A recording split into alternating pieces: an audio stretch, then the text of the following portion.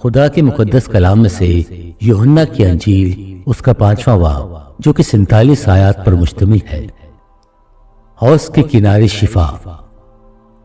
ان باتوں کے بعد یہودیوں کی ایک عید ہوئی اور یسوع یروشلم کو گیا۔ یروشلم میں بھیڑ دروازے کے پاس ایک حوض ہے جو عبرانی میں بیت حزدہ کہلاتا ہے، اور اس کے 5 برآمدے ہیں۔ ان میں سے بہت سے بیمار اور اندھے اور لنگڑے اور پشپردہ لوگ جو پانی کے ہلنے کے منتظر ہو کر پڑے تھے، کیونکہ وقت پر خداوند کا فرشتہ حوض پر اتر کر پانی ہلایا کرتا تھا۔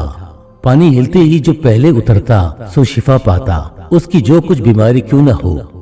وہاں ایک شخص تھا جو 38 برس سے بیماری میں مبتلا تھا۔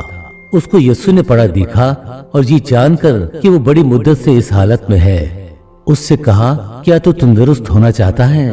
اس بیمار نے اسے جواب دیا، اے خداوند، میرے پاس کوئی آدمی نہیں کہ جب پانی ہلایا جائے تو مجھے حوض میں اتار دے، بلکہ میرے پہنچتے پہنچتے دوسرا مجھ سے پہلے اتر پڑتا ہے۔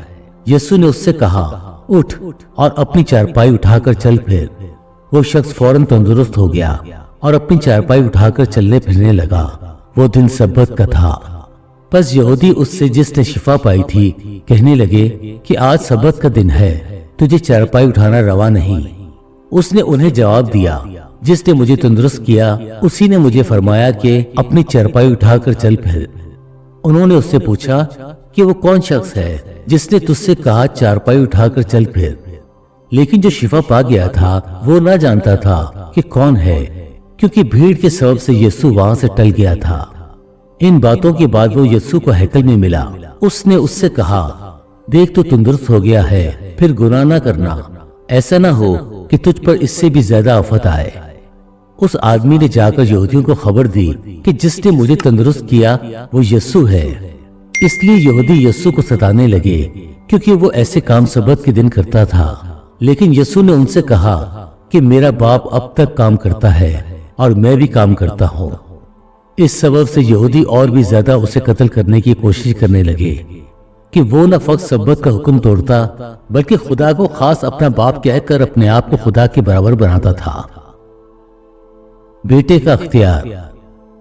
پس یسوع نے ان سے کہا، میں تم سے سچ کہتا ہوں کہ بیٹا آپ سے کچھ نہیں کر سکتا سوا اس کے جو باپ کو کرتے دیکھتا ہے، کیونکہ جن کاموں کو وہ کرتا ہے انہیں بیٹا بھی اسی طرح کرتا ہے، اس لیے کہ باپ بیٹے کو عزیز رکھتا ہے اور جتنے کام خود کرتا ہے اسے دکھاتا ہے، بلکہ ان سے بھی بڑے کام اسے دکھائے گا تاکہ تم تعجب کرو۔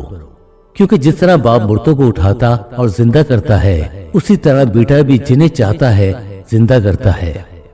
کیونکہ باپ کسی کی عدالت بھی نہیں کرتا بلکہ اس نے عدالت کا سارا کام بیٹے کے سپرد کر دیا ہے، تاکہ سب لوگ بیٹے کی عزت کریں جس طرح باپ کی عزت کرتے ہیں۔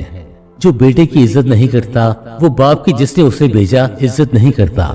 میں تم سے سچ کہتا ہوں کہ جو میرا کلام سنتا اور میرے بھیجنے والے کا یقین کرتا ہے ہمیشہ کی زندگی اس کی ہے، اور اس پر سزا کا حکم نہیں ہوتا بلکہ وہ موت سے نکل کر زندگی میں داخل ہو گیا ہے۔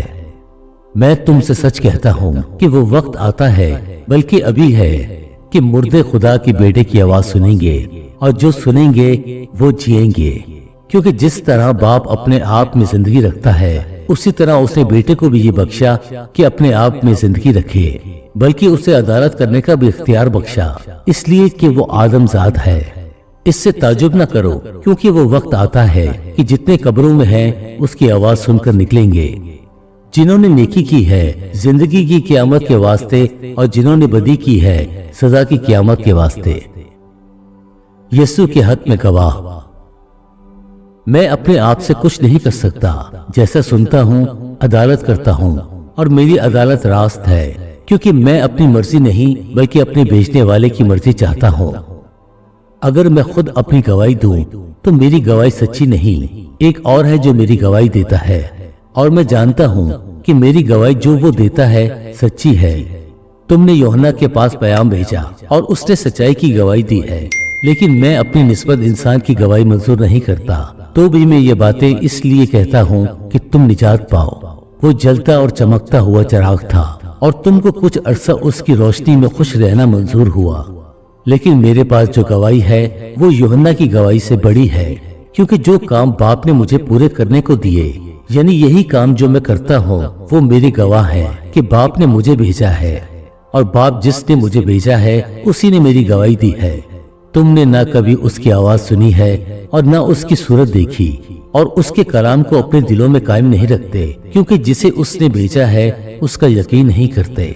تم کتاب مقدس میں ڈھونڈتے ہو کیونکہ سمجھتے ہو کہ اس میں ہمیشہ کی زندگی تمہیں ملتی ہے، اور یہ وہ ہے جو میری گواہی دیتی ہے۔ پھر بھی تم زندگی پانے کے لیے میرے پاس آنا نہیں چاہتے۔ میں آدمیوں سے عزت نہیں چاہتا، لیکن میں تم کو جانتا ہوں کہ تم میں خدا کی محبت نہیں۔ میں اپنے باپ کے نام سے آیا ہوں اور تم مجھے قبول نہیں کرتے۔ اگر کوئی اور اپنے ہی نام سے آئے تو اسے قبول کر لو گے۔ تم جو ایک دوسرے سے عزت چاہتے ہو اور وہ عزت جو خدائے واحد کی طرف سے ہوتی ہے نہیں چاہتے، کیوں کر ایمان لا سکتے ہو؟ یہ نہ سمجھو کہ میں باپ سے تمہاری شکایت کروں گا۔ تمہاری شکایت کرنے والا تو ہے، یعنی موسیٰ، جس پر تم نے امید لگا رکھی ہے، کیونکہ اگر تم موسیٰ کا یقین کرتے تو میرا بھی یقین کرتے، اس لیے کہ اس نے میرے حق میں لکھا ہے۔ لیکن جب تم اس کی نوشتوں کا یقین نہیں کرتے تو میری باتوں کا کیوں کر یقین کرو گے؟ خدا کے پاک کلام پڑھے اور سنے جانے پر خداوند کی برکت ہو، آمین۔